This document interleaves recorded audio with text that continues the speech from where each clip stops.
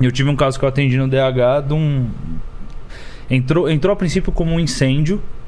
E incêndio aqui em São Paulo quem faz é uma equipe específica de engenharia. E aí essa equipe de engenharia foi acionada porque era uma casa que tinha queimado. Quando eles chegaram lá, eles perceberam que tinha cadáveres lá dentro com sinais de violência. Falaram, opa, peraí que isso aqui não é um simples incêndio. E aí fizeram aquele trâmite normal, avisaram a delegacia diária chamou o DHPP. A gente foi pro local, então o incêndio começou, o pessoal encontrou o incêndio umas 9 horas da manhã, aí chamaram o bombeiro, chamaram a equipe de engenharia, a gente foi chegar no local 3 horas da tarde. E aí chegamos no local, a casa estava queimada e num dos cômodos da casa tinha uma mulher grávida, morta, e um bebezinho de 8 meses. Putz. De 11 meses. E ela estava grávida de 8. E os 2 mortos. E a casa queimada. Sem entrar muito em detalhes, mas a gente começou a fazer o levantamento do local, procurar ferramentas, procurar impressão digital, DNA, outras coisas que poderiam ser interessantes. E a casa que ela morava era como se fosse um imóvel compartilhado. Então é um terreno meio grande com várias casinhas pequenininhas. Tá. E essa casa ficava na parte de baixo do terreno, onde tinham 3 casas. Então tinha algumas casas em cima, você descia uma escada e tinham 3 casas. A casa dela, do lado a casa de um outro vizinho que estava trabalhando no momento, né? E de frente um outro vizinho que estava lá. E esse vizinho, a polícia militar segurou ele quando a gente chegou. Porque foram acionados por um caso de incêndio. Quando eles estavam lá chamando o bombeiro, tentando ver o incêndio, esse cara apareceu. Falou, o que tá acontecendo? Né? Eu moro aqui do lado. Os caras... aí os presos perguntaram, quem que é você? Ele falou, não, eu sou o vizinho, eu moro aqui do lado. Eu tava na academia. E deu aquelas impressãozinhas do treino. Ah, sei. Quando você vai você imprime o seu treino e ele tava com isso no bolso. Eu tava na academia. Aí os policiais já olharam e falaram...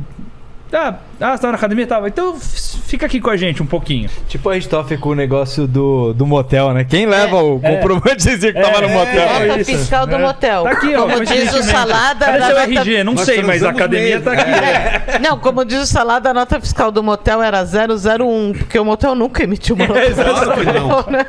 Claro que não. E o cara tinha alguns arranhões, algumas coisas. Seguramos ele... Entramos na casa dele, demos uma vistoriada geral, não encontramos nada, levamos ele pro DHPP.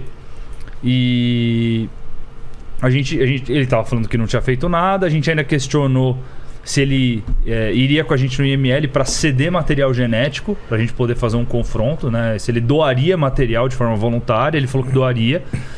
Eu tava nesse dia de plantão 24 horas, então eu tava de manhã e continuei no noturno.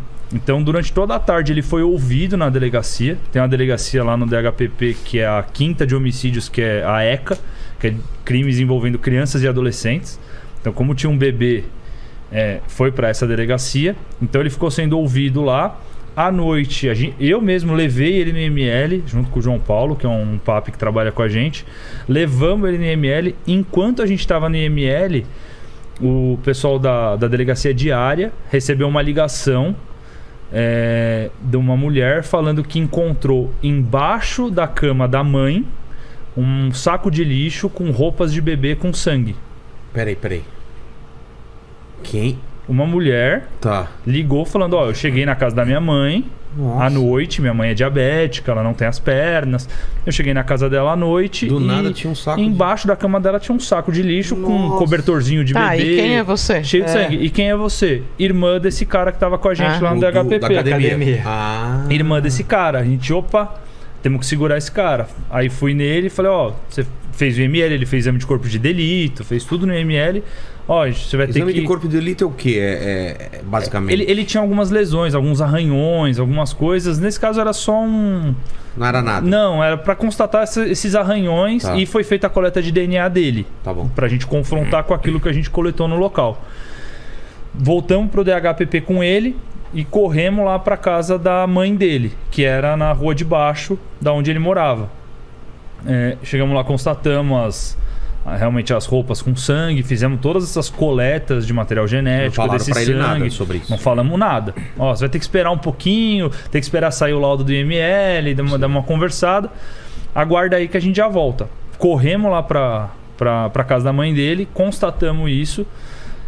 Aí o delegado que estava à noite já tinha mudado o plantão, já era uma outra equipe que estava de plantão no noturno, que é o Dr. Fará, que é amigo pessoal nosso. Ele falou, cara, vamos, né, como o exame de DNA demora, vamos pegar o pai, o marido das vítimas, e ver se ele reconhece como do filho dele, para poder ratificar um pedido de prisão.